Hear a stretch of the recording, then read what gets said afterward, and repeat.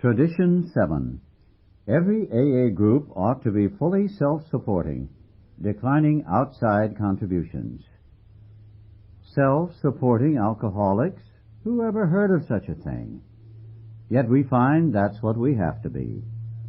This principle is telling evidence of the profound change that AA has wrought in all of us. Everybody knows that active alcoholics scream that they have no troubles money can't cure. Always we've had our hands out. Time out of mind we've been dependent upon somebody, usually money-wise. When a society composed entirely of alcoholics says it's going to pay its bills, that's really news.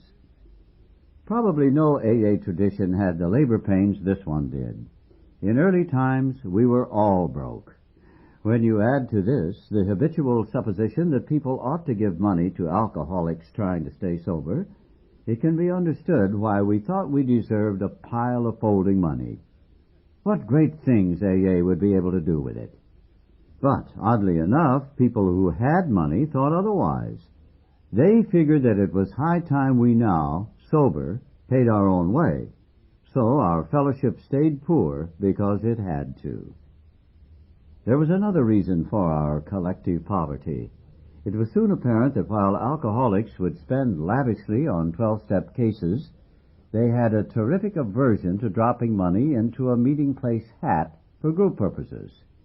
We were astounded to find that we were as tight as the bark on a tree. So AA, the movement, started and stayed broke, while its individual members waxed prosperous. Alcoholics are certainly all-or-nothing people. Our reactions to money prove this. As AA emerged from its infancy into adolescence, we swung from the idea that we needed vast sums of money to the notion that AA shouldn't have any. On every lip were the words, "You can't mix AA and money. We shall have to separate the spiritual from the material." We took this violent new tack because here and there members had tried to make money out of their AA connections, and we feared we'd be exploited. Now and then grateful benefactors had endowed clubhouses, and as a result there was sometimes outside interference in our affairs. We had been presented with a hospital, and almost immediately the donor's son became its principal patient and would-be manager.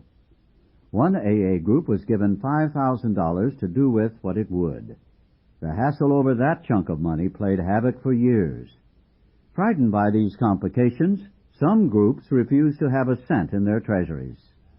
Despite these misgivings, we had to recognize the fact that AA had to function. Meeting places cost something.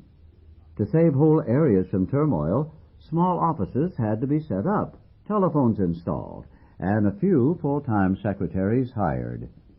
Over many protests, these things were accomplished. We saw that if they weren't, the man coming in the door couldn't get a break.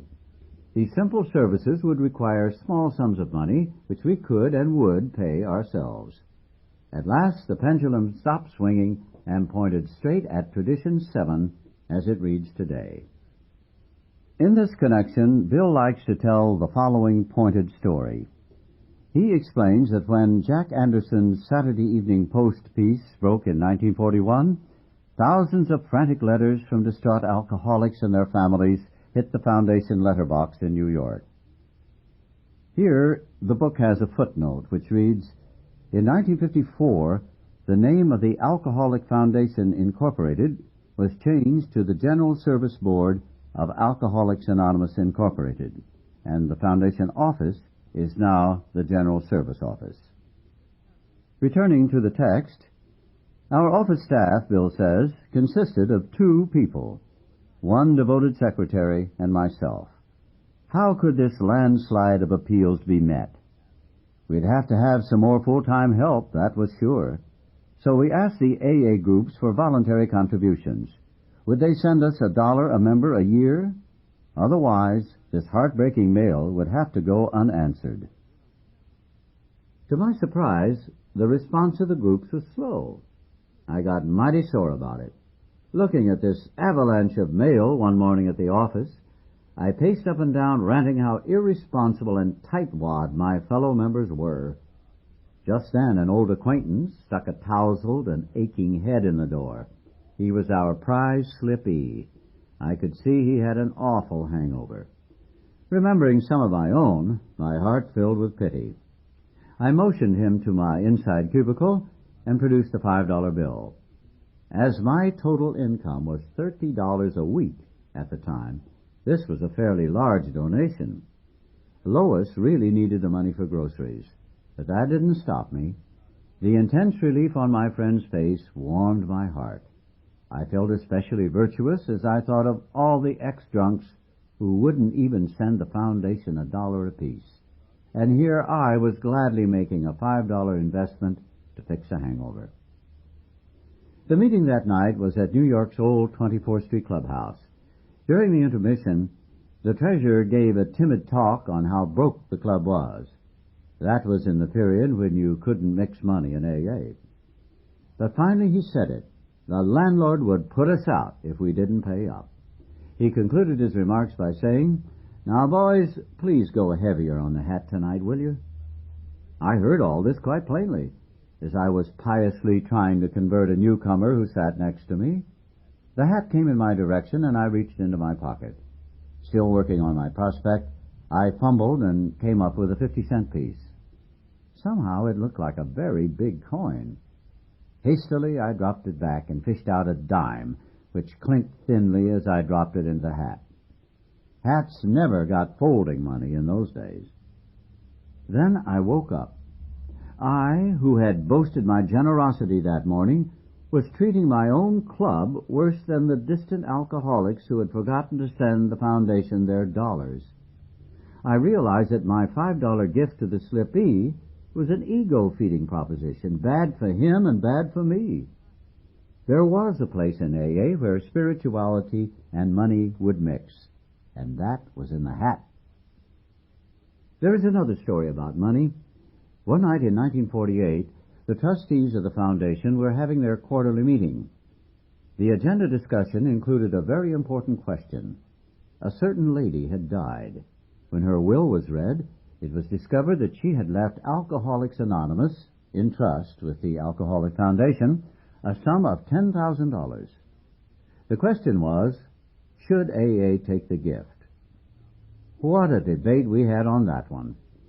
The foundation was really hard up just then. The groups weren't sending in enough for the support of the office. We had been tossing in all the book income, and even that hadn't been enough. The reserve was melting like snow in springtime.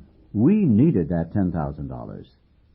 Maybe, some said, the groups will never fully support the office. We can't let it shut down. It's far too vital. Yes, let's take the money. Let's take all such donations in the future. We're going to need them. Then came the opposition. They pointed out that the foundation board already knew of a total of $500,000 set aside for AA in the wills of people still alive. Heaven only knew how much there was we hadn't heard about. If outside donations weren't declined, absolutely cut off, then the foundation would one day become rich. Moreover, at the slightest intimation to the general public from our trustees that we needed money, we could become immensely rich. Compared to this prospect, the $10,000 under consideration wasn't much, but like the alcoholic's first drink, it would, if taken, inevitably set up a disastrous chain reaction. Where would that land us?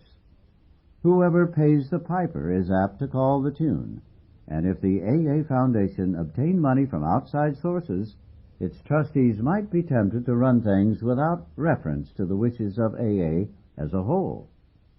Relieved of responsibility, every alcoholic would shrug and say, "Oh, the foundation is wealthy. Why should I bother?" The pressure of that fat treasury would surely tempt the board to invent all kinds of schemes to do good with such funds, and so divert AA from its primary purpose. The moment that happened, our fellowship's confidence would be shaken. The board would be isolated and would fall under heavy attack of criticism from both AA and the public. These were the possibilities, pro and con. Then our trustees wrote a bright page of AA history. They declared for the principle that AA must always stay poor. Their running expenses plus a prudent reserve would henceforth be the Foundation's financial policy. Difficult as it was, they officially declined that $10,000 and adopted a formal, airtight resolution that all such future gifts would be similarly declined. At that moment, we believe, the principle of corporate poverty was firmly and finally embedded in AA tradition. When these facts were printed, there was a profound reaction. To people familiar with endless drives for charitable funds, AA presented a strange and refreshing spectacle. Approving editorials here and abroad generated a wave of confidence in the integrity of Alcoholics Anonymous. They pointed out that the irresponsible had become responsible, and that by making financial independence part of its tradition, Alcoholics Anonymous had revived an ideal that its era had almost forgotten.